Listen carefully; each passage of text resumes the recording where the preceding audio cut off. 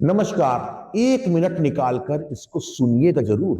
हो सकता है अभी आप थोड़ी देर पहले सोशल मीडिया के किसी नामी ग्रामी पत्रकार की बहस सुनकर मोबाइल को स्क्रॉल कर रहे होंगे। यकीन मानिए, तर्क कुतर्क के इस खेल में आपका मोबाइल भी अब ये समझ चुका है कि आपको करना, सुनना और देखना क्या पसंद है। यदि आपको भाजपा का विरोध पसंद है तो मोदी और योगी के देश और समाज को बर्बाद करने की खबर सुनाने वाले पत्रकार टकराने लगेंगे।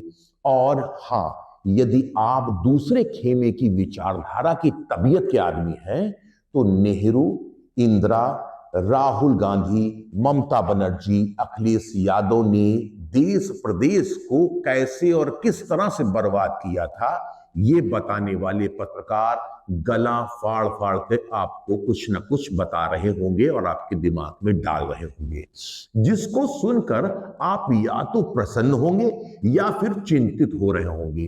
क्योंकि अब आज की पत्रकारिता में कोई बीच का रास्ता या विचारधारा दिखता ही नहीं है, जो जनता से जुड़े मुद्दे को दिखाकर सरकारों और सिस्टम से पंगा ले सके। क्योंकि यदि ये सब दिखाने लगे तो हो सकता है कि न खुदा मिले न बिसाजे सनम, यानी न सरकार और पार्टी का साथ मिले और न फॉलोअर सब्सक्राइबर की शाबाशी या कहें लाइक।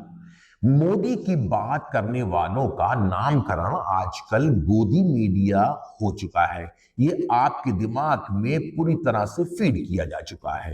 तो दूसरी तरफ की विचारधारा यानी कि जो एंटी मोदी वाले पत्रकारों को अब हम लोग गुलाम या पत्ती चाट पत्रकार के नाम से पुकारने लगे हैं। और यदि धोखे से भी आपकी स्क्रीन में दुश्मन विचारधारा कि पत्रकार का एक वीडियो और पोस्ट भी दिख जाए तो उसके सामने पेट भर गालियों की बौछार आपकी तरफ से होना तय हो चुका है। जनता के असली सरोकारों की बात करने वाले लोगों को सोशल मीडिया में तवज्जो देने वालों की संख्या बहुत ही सीमित है। सबका अपना एजेंडा तय है और तय है अपने ऑडियंस और व्यूअर्स को बनाए रखने का खेल। राहुल गांधी और अखिलेश यादव लाख कुछ अच्छा बोले, लेकिन कथित गोदी मीडिया वाले सन्नाटा खींच लेंगे। तो वही दूसरी तरफ यदि मोदी और योगी कुछ भी अच्छा करें तो उसको कथित पत्तेचाट या गुलाम मीडिया के नाम से जाने वाली पत्रकारों को लोग देखना भी पसंद नहीं करेंगे। नहीं तो फॉलोवर्स ये कहकर गरियाएंगे, देखो भैया अब ये भी बिक गया। और इसी के बीच शुरू होता है सोशल मीडिया के अन्नदाता यानी फॉलोवर्स और सब्सक्राइबर जुटाने का खेल। अब बात करते हैं कुछ ऐसे ही विचारधारा को अपनी फेवर की राजनीतिक पार्टी के लिए बनाए रखने और सजोए रखने वाले मीडिया कर्मियों की, जो आम नागरिक के कुछ बेहतर सोचने की क्षमता को सिरे से दफन करने की लगातार कोशिश करते रहते हैं।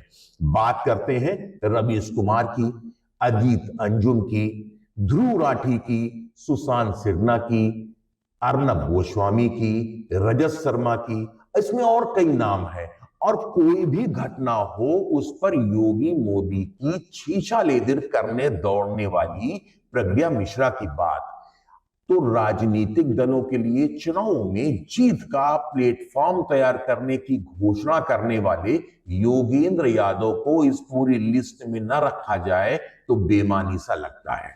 अब जरा देखिए इनके फॉलोअर्स और सब्सक्राइबरों की संख्या और उनको अपना लॉयल बनाए रखने की उनकी खबरों को। ये वो ही खबर दिखाते और बताते और सुनाते हैं जिससे इनके फॉलोअर्स की मानसिक संतुष्टि को पूरा किया जा सके और दिमाग में नफरत के बीज से बने पेड़ पौधों को खाद पानी बराबर मिलता रहे। इस धंधे में इनकी लाखों की कमाई जब हो रही है तो अपनी मानसिक गुलामी का शिकार हुई जनता को ये भी दिखाते और सुनाते हैं कि देखो भैया हमारी विचारधारा पर फिदा फॉलोअर्स, हमको आपके प्यार दुलार से silver, gold, diamond play button हासिल हो गया है।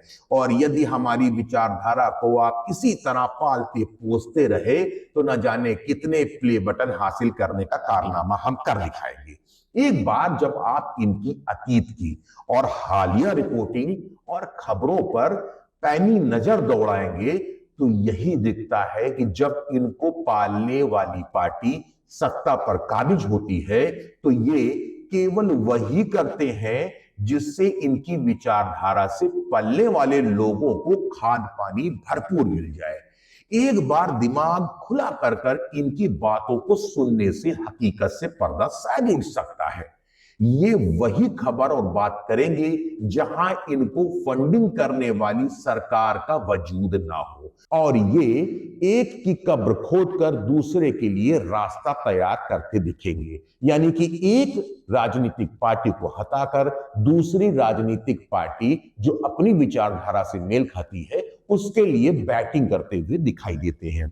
आपने देखा होगा कि ये अपनी विचारधारा के हिसाब से प्रदेशों को भी चुनते हैं। बंगाल में जो गोदी मीडिया वाले हैं वो तो चिल्लाते दिखेंगे, लेकिन जो तथाकथित गुलाम पत्रकार हैं वो बंगाल के विषय में नहीं दिखाएंगे। वो आपको उत्तर प्रदेश के विषय में दिखा सकते हैं, वो मध्य प्रदेश के विषय में दिखा सकते हैं, वो जहां पर बीजेपी का शासन है वहां की खबर दिखाएंगे। और दूसरी मानसिकता वाले वो दिखाएंगे आपको उन प्रदेशों की खबरें, उन प्रदेशों की कमियां जहां पर बीजेपी का शासन नहीं है।